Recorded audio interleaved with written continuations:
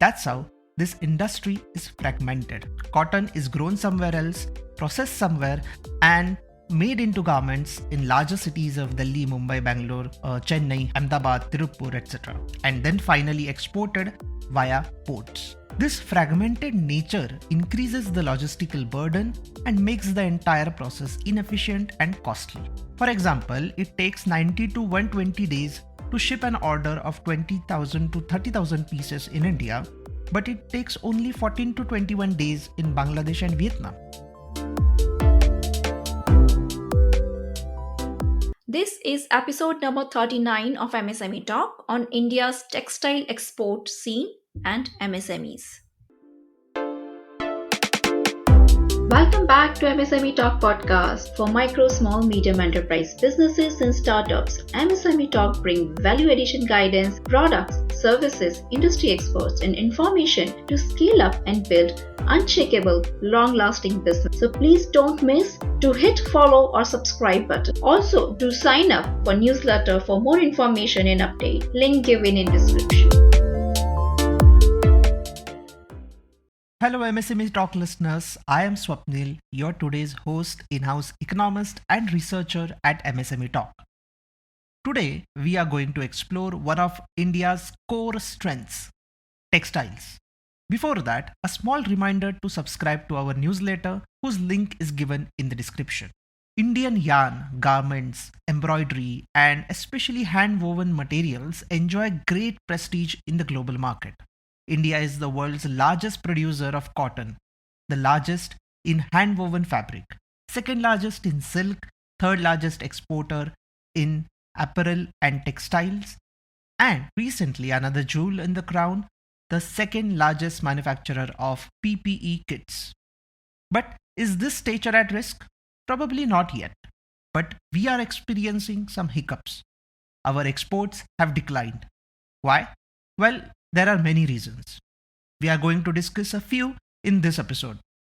Before COVID, the average level of exports was around $38 billion.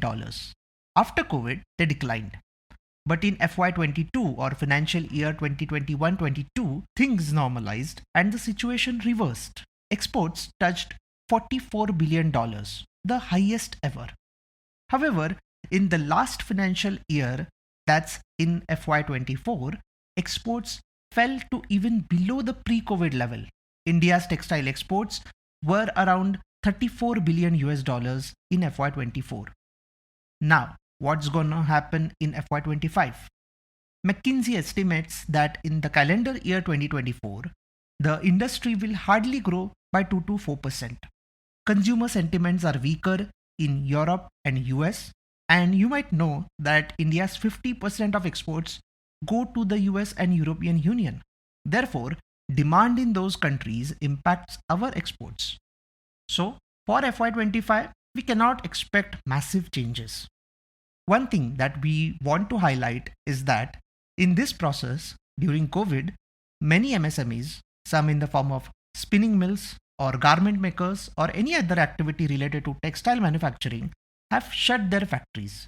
Some have revived after that, but unfortunately, we do not have any reliable and latest data on that. Now, let us understand the structural problem. Let's start with the cotton. India's 2/3 of cotton comes from Gujarat, Maharashtra, and Telangana. Once we have cotton, we turn it into yarn. That is called spinning. Tamil Nadu is the best for it. Although it produces just 1% of cotton, it accounts for 45% of spinning capacity in India. That's how this industry is fragmented. Cotton is grown somewhere else, processed somewhere, and made into garments in larger cities of Delhi, Mumbai, Bangalore, Chennai, Ahmedabad, Tirupur, etc., and then finally exported via ports. This fragmented nature increases the logistical burden and makes the entire process inefficient and costly. For example, it takes 90 to 120 days to ship an order of 20,000 to 30,000 pieces in India, but it takes only 14 to 21 days in Bangladesh and Vietnam. That's because they have more clustered supply chains, and the scale at which it operates is unmatched. Therefore, establishing massive textile parks is one of the objectives of the government, but that needs large scale investments.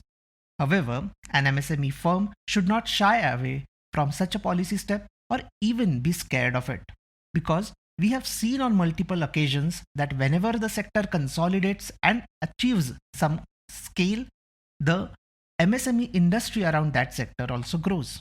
Take the example of auto industry. My last episode was on the auto industry, where I spoke about in detail on how the MSME industry flourished as the auto industry matured. Maruti Suzuki didn't grow alone. Many smaller firms grew along with it. So similar is the case with the textile sector. Now, speaking of the competition, we have to understand why Bangladesh and Vietnam are moving ahead. And efficiency is one angle.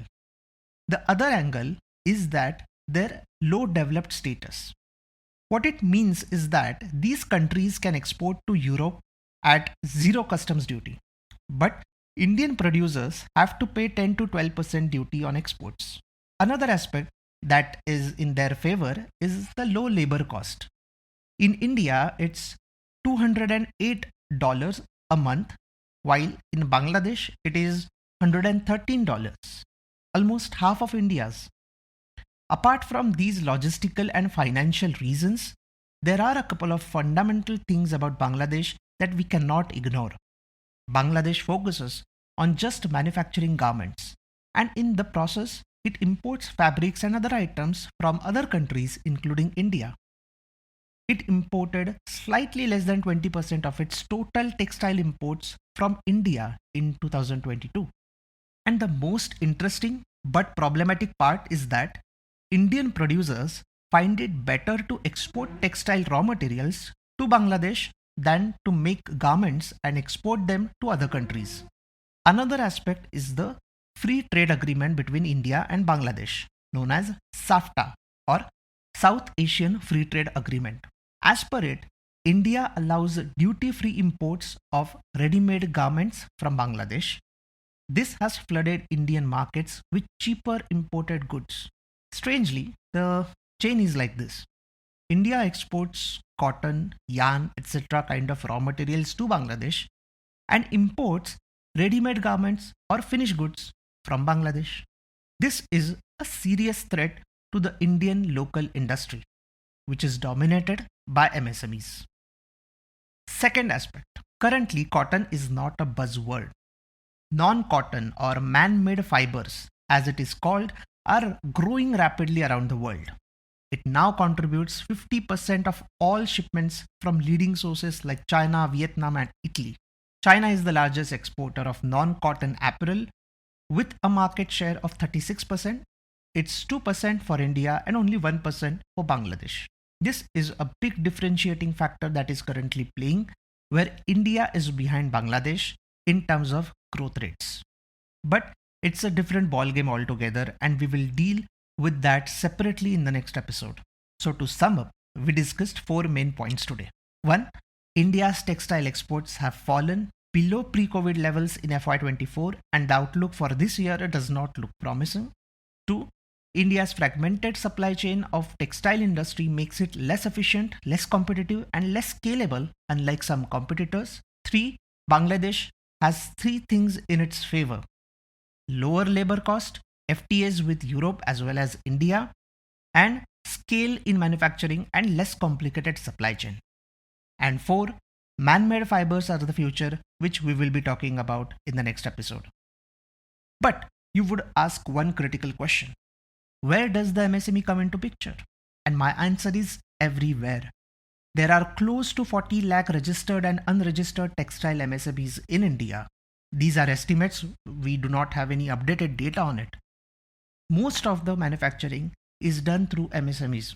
Even the big brands outsource from various smaller units. You can walk in Tirupur's or Ludhiana's textile hubs and see for yourself. But these small units matter a lot. Ready-made garments account for 9%, and cotton, yarn, fiber, etc. account for 4% of total registered MSME exports in India. Therefore, every point is going to impact MSMEs. Therefore, it is also important to understand if the government is listening to the industry or not. what are the government's PLI or PM Mitra schemes. That also we will discuss in the next episode. So see you soon with another interesting episode on India's textile industry the next time. By the way, if you like what we are doing, then spread the word. Follow the podcast on your favorite app and share it with everyone. And yes, there's a newsletter and blog as well, which has a lot of information relevant to MSMEs in India. So do check that out. All the links are given in the description. Thank you.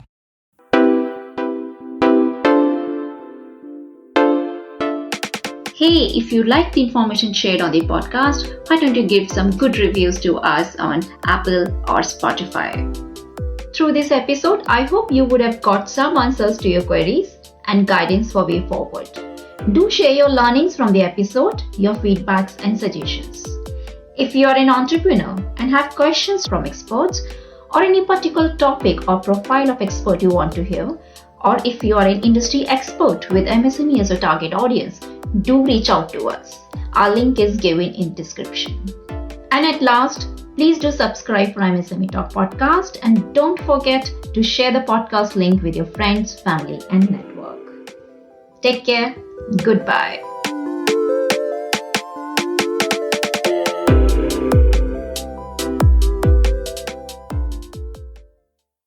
Happy to share MSME Talk podcast enters peak ranking chart of 10th country in the Apple Podcast country level entrepreneurship category. If you are an expert or provide product or services to small businesses, MSMEs and startups, reach out to us to discuss showcase opportunity in MSME Talk. Contact details given in description.